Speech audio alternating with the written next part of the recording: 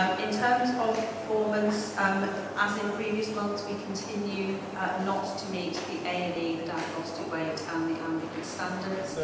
You've employed some consultants recently, haven't you? So we're just in the process of employing some consultants to help us turn around the organisation. How much are you paying McKinsey?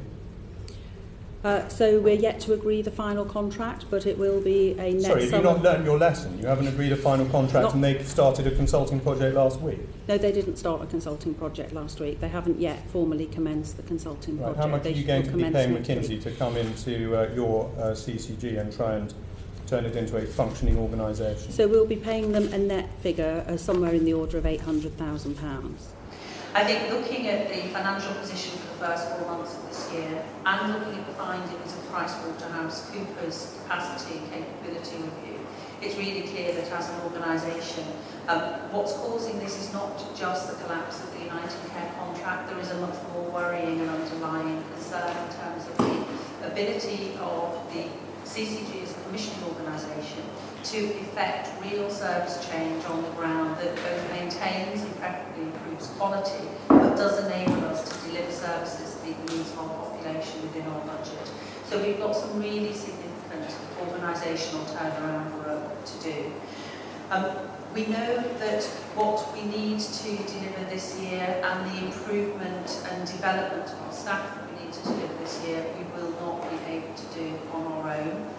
We have therefore undertaken, with the support and approval of NHS England, an external procurement to bring in some support to help us make rapid improvement over the next 4 months in terms of our financial position, but also to rapidly develop the skills and capabilities of our staff and to support them in focusing on the things that will have the biggest impact for our patients over this next 3-4 months. So that was a competitive process that we ran through an NHS England approved procurement framework agreement, and the governing body approved last week the appointment of McKinsey and Company as the preferred bidder, and they will be starting with us next week, and it's really important that we do work really closely with them. They're not coming in to do tours.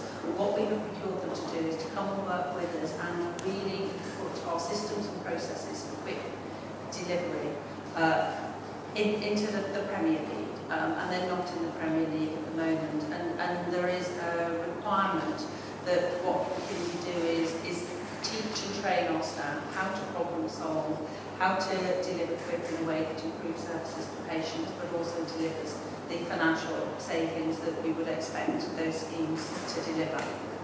And I would expect that McKinsey will be coming and reporting on their findings and on the work as we go through that contract with them.